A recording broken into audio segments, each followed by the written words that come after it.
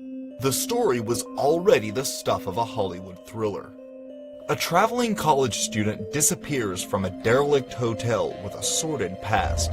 Creepy surveillance footage taken shortly before her disappearance shows her behaving bizarrely. Bizarre surveillance footage of 21-year-old Elisa Lam. But when her body is found under inexplicable circumstances, the mystery takes a sudden turn to the Twilight Zone.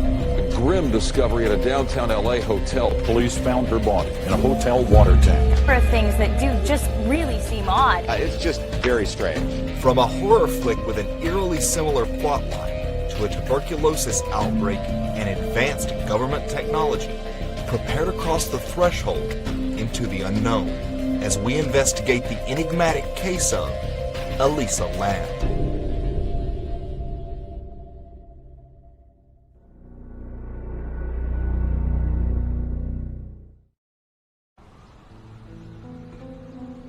She was young, intelligent, and charming, and what she was doing at a place like this was anyone's guess.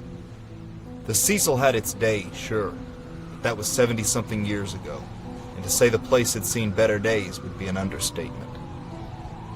Built in the grand style of the Roaring '20s, the hotel originally catered to traveling businessmen and downtown tourists. But through the years, it had become the home of vagrants, drug addicts, and criminals, as well as the location of numerous suicides and murders. At least 16 people had met their fate in unnatural ways at the Cecil. LA's most famous unsolved murder victim, Elizabeth Short, the illustrious Black Dahlia, used to frequent the hotel. Satanic serial killer Richard Ramirez made the Cecil home, disposing of his bloody clothes in the darkened dumpster behind the building at night. Austrian serial killer Jack Unterweger also stayed there during his LA killing spree. All of this earned the hotel its status as one of the most haunted buildings in LA, and being situated near the city's infamous Skid Row didn't help either. It was the last place you would expect to find a traveling University of British Columbia student like Elisa Lam. The 21-year-old Vancouver resident checked into the Cecil Hotel on January 26, 2013, where she was originally booked into a shared room. But after complaints from Lam's roommates, she was moved to a single. 5 days later, on January 31st, the day she was supposed to check out, Elisa disappeared. Her worried parents reported her missing after failing to contact their daughter. 21-year-old Elisa Lam never checked out of her LA hotel, and she was traveling alone. There certainly are a number of things that do just really seem odd. In fact, they were describing it on the local news as an odd disappearance. Her disappearance generated some initial media attention, but no real leads. 2 weeks go by. Then, just as the case had begun to seem forgotten, the Los Angeles Police Department released 4 minutes of hotel surveillance footage showing Elisa in the elevator prior to her disappearance. It is the last known sighting of her alive. New development now in the search for a woman missing in California. The LAPD has released bizarre surveillance footage of 21-year-old Elisa Lam. The grainy elevator footage shows her entering and proceeding to press several buttons on the panel. The elevator door, however, does not move, remaining ominously open.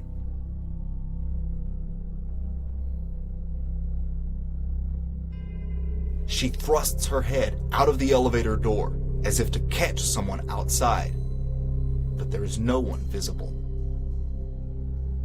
After returning to the elevator, she appears to be hiding in the corner.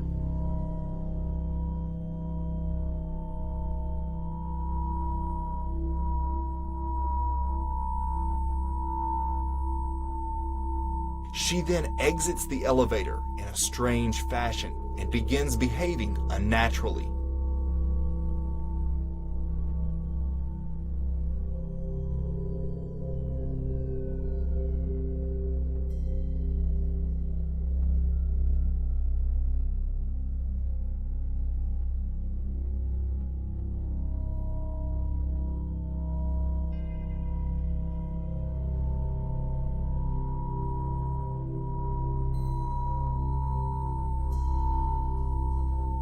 After some time in the hallway, she re-enters the elevator and begins desperately pressing buttons on the panel.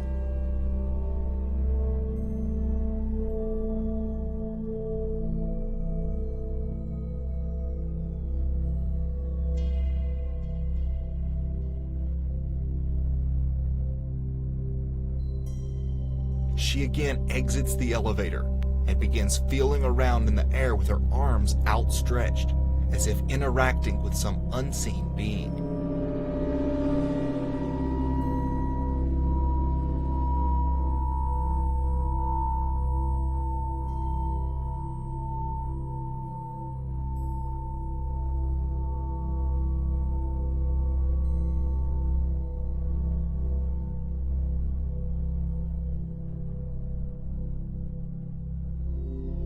Although she repeatedly pressed buttons to select a floor, the elevator door never moves until after Elisa has left the area, as if it had a will of its own or was being controlled by some outside force.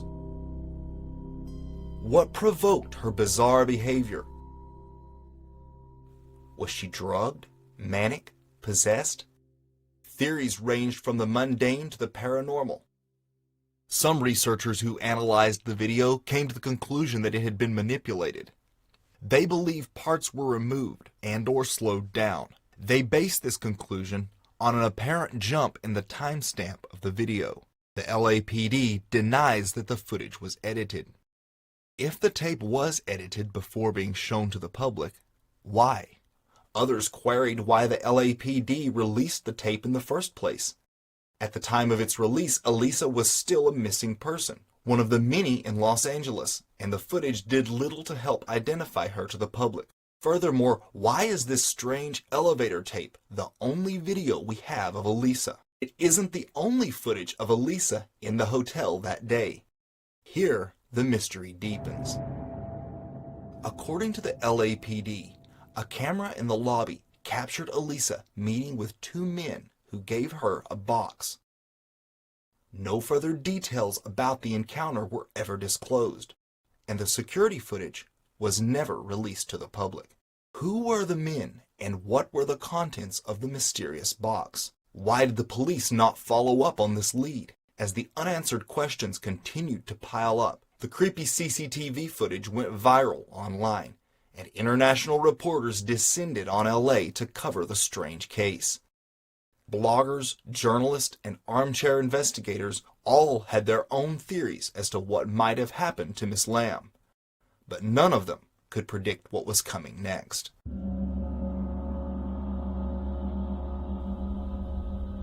Guests staying at the Cecil had begun to complain of dark-colored, foul-tasting water.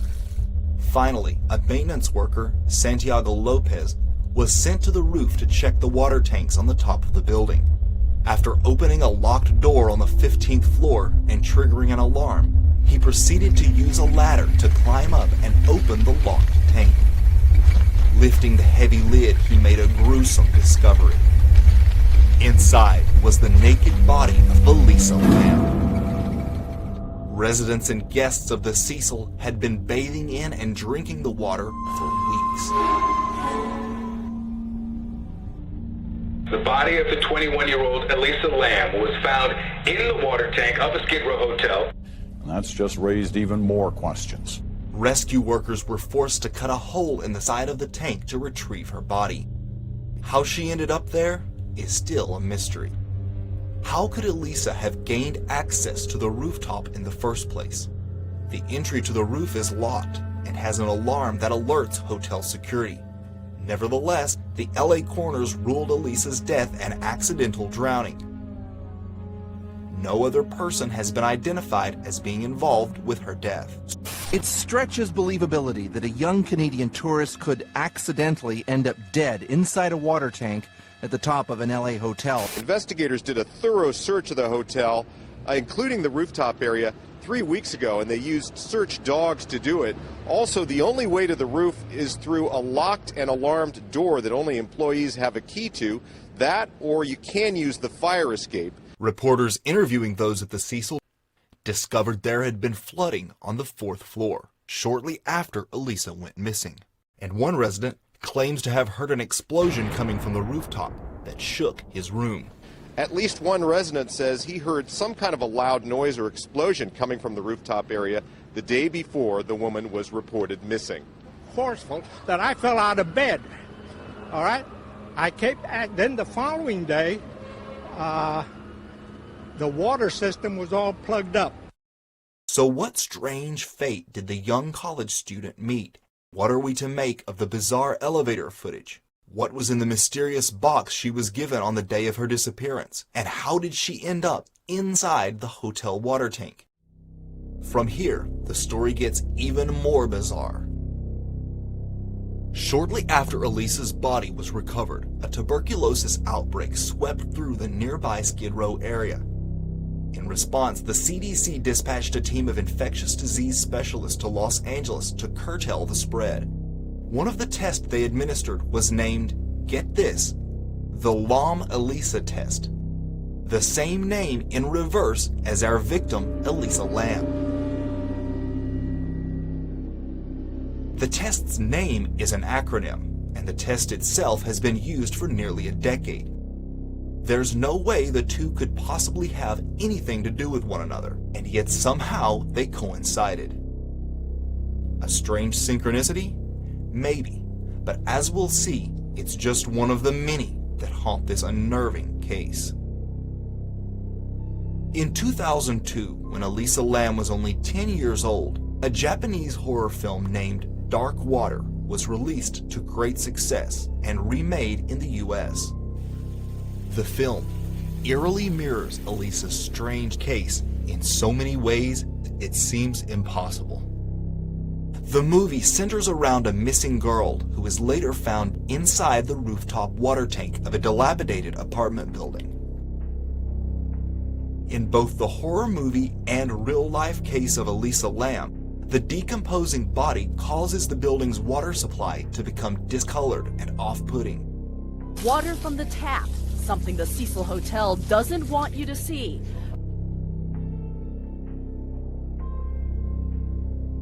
CCTV elevator footage plays a prominent role in both the Japanese and American versions of the movie. The camera is even positioned in the same angle in both the movies and the Cecil Hotel footage released by the LAPD. Both films feature flooding in the building. Cecil residents reported flooding shortly after Elisa went missing. The red jacket Elisa wore in the elevator footage matches the raincoat worn by the girls in the movie. In the 2005 American version, the mother's name is Dahlia. The Black Dahlia is forever associated with the historic Cecil Hotel in LA. The girl in the Dark Water movie is named Cecilia. Hi everybody, I'm Cecilia. Huh? Cecilia is the female version of the name Cecil. Is all of this just a strange case of life-mimicking art, or could there be something more at play? The American version of Dark Water is a very occult film, full of symbolism, subliminal imagery, and disturbing themes. It is distributed by Buena Vista Pictures, which is owned by none other than Disney. But the eerie coincidences continue from there. On the day of her disappearance, Elisa shopped at a bookstore called The Last Bookstore.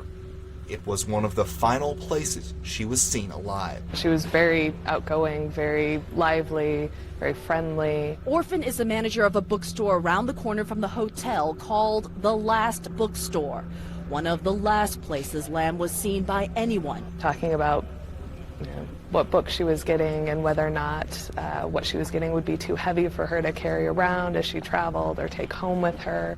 Internet sleuths tracked down the IP registration for the bookstore's website, which uses a registrant privacy service. The address listed for that service is in Burnaby, Canada, the very suburb of Vancouver where Elisa Lam was from. And get this, when the address was input into Google Maps, the location came up as being inside Forest Lawn Cemetery. the very cemetery where Elisa Lam is interred.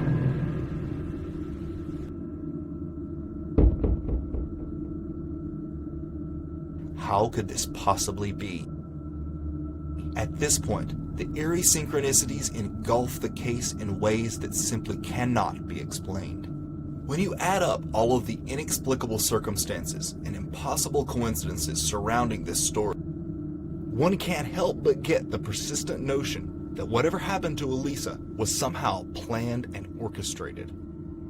Is it possible there is a ritualistic component behind Elisa's bizarre fate? If so, why the Cecil? There are quite a few reasons why the Cecil Hotel might be chosen as a location for high-level occult rituals.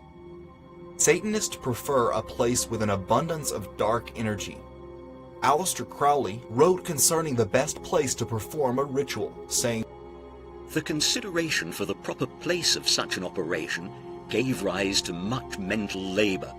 It is, generally speaking, desirable to choose the locality of a recent battle, and the greater the number of slain, the better." Along with the inordinate number of serial killers who called the building home, the hotel has also been known as a hotbed of suicides and unsolved murders, some very gruesome. All of this makes the location a perfect place for black magic rituals. A fact that surely wasn't missed on Richard Ramirez during his stay on the 15th floor. But the dark energy that permeates the building dates back to its very inception. The Cecil Hotel was actually modeled after a much older hotel in London by the same name. Built by the influential Cecil family, the hotel was frequented by London's Luciferian elite, and even included its own Masonic lodge. For a time, it was the home of Aleister Crowley, who infamously claimed to have conjured an entity he called Lamb, spelled the same as Elisa's last name. "Lamb, thou voice of the silence, cliff of Ur-Parkrat, I evoke thee, I evoke thee." Was her trip to the City of Angels but the first in a series of long-planned steps, ultimately leading to her own demise?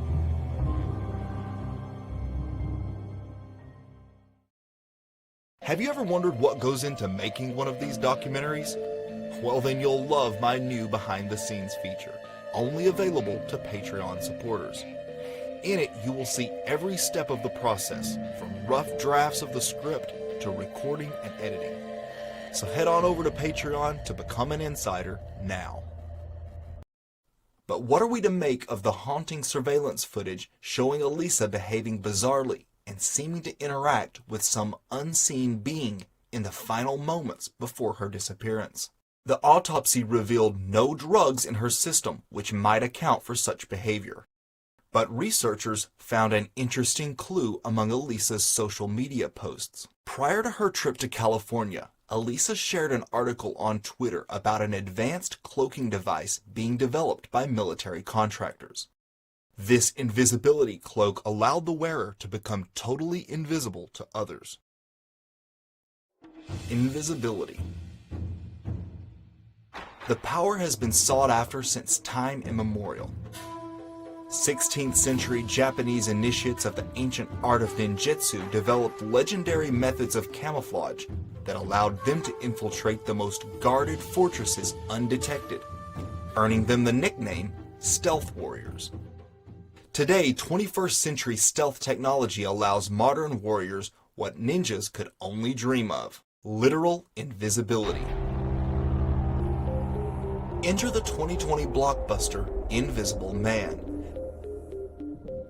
based on the science fiction novel by H.G. Wells. In it, a woman is tormented by her abusive ex-boyfriend, a sociopathic billionaire with access to a secret experimental invisibility suit. While the movie may be science fiction, in reality, the military has been developing such technology for decades. This is amazing. Once thought to be impossible, and now it's done in the laboratory. All right, this could go in so many different directions. I mean, you could go, this could be bad. You could have people spying on our top intel agents at the Pentagon and elsewhere. Also, you could evade your boss, too, you know, so he can't spy on you. Yeah, or you could spy on your boyfriend if you were so inclined. Oh, well, that's true, too. According to an expert interviewed by CNN in 2013, quote, "What's coming up very soon is the invisibility cloak from Harry Potter." That was in 2013. But developers already have one eye on tomorrow. What's coming up down the road and very quickly is the Harry Potter cloak. How invisible are we talking here? If I walked into a room with a soldier wearing one of these cloaks? You wouldn't see him at all. He would be completely invisible to you. If the military was openly teasing such technology back then, what achievements might they have quietly made since? It is widely understood among alternative researchers that advanced government technology is roughly 30 years ahead of what is currently available to the general public. February 2013, 1 month after Elisa's death. A strange video begins circulating online claiming to have been leaked by Iraqi insurgents intending to film an IED explosion. What they apparently caught was much more intriguing.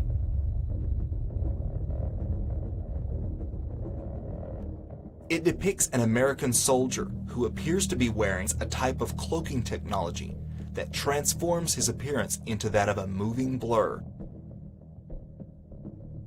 similar to what is depicted in the Predator movies.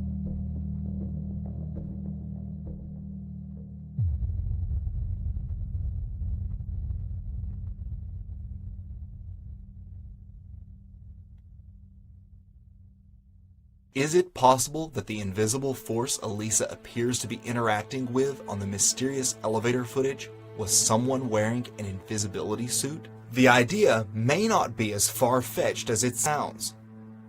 If there was someone outside the elevator pressing the door hold button, it would explain why the elevator didn't move. It would also explain why Elisa then exited the elevator in a strange manner, as if expecting to catch someone standing outside. And why she kept groping around in the air with her hands outward. And here's where the story takes yet another intriguing turn. At the time of Elisa's visit, there was a company cryptically named the Invisible Light Agency, whose address was listed as being at the Cecil Hotel. The Invisible Light Agency specialized in visual effects, the type that might be needed for the development of cloaking technology. Information about the Invisible Light Agency appears to have been scrubbed from the net, with the only remaining image associated with it being this strange pyramid logo. But researchers managed to find an article about the company that names an employee by the name of Anthony Vu. Anthony Vu's LinkedIn shows that after he worked for the Invisible Light Agency, he went on to work for Raytheon, one of the largest military contractors. The same company that has developed various non-lethal weaponry capable of being used on civilians. Deeper research turned up articles from 2009 that revealed Raytheon was heavily involved in the production of advanced invisibility technology at the time.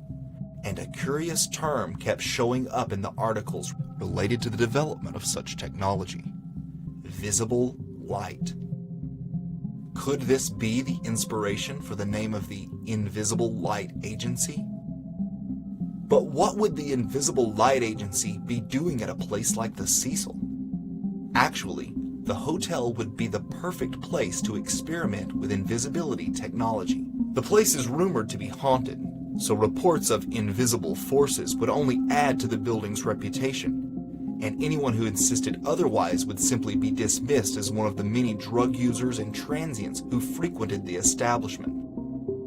Elisa tweeted about a Harry Potter-style invisibility cloak being developed by the government, and ended up being tormented by an invisible opponent prior to her inexplicable demise.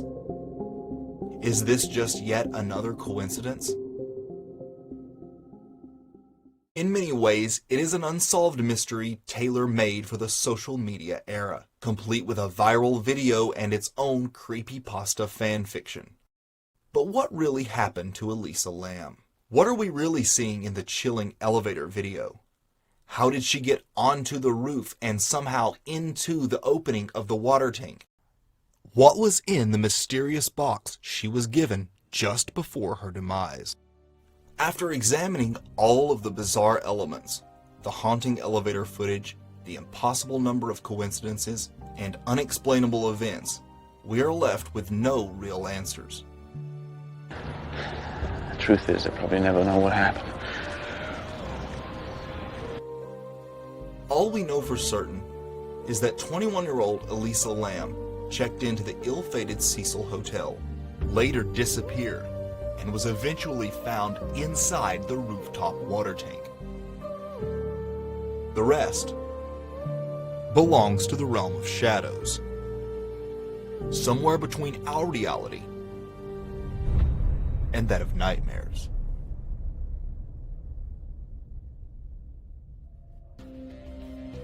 Thanks everyone for watching. If you enjoyed, please give it a thumbs up and hit the bell. Also, I want to give a special dedication to the Patreon insiders who helped make this video possible. Thank you. Have you ever wondered what goes into making one of these documentaries? Well, then you'll love my new behind the scenes feature, only available to Patreon supporters. In it, you will see every step of the process, from rough drafts of the script to recording and editing. So head on over to Patreon to become an insider now.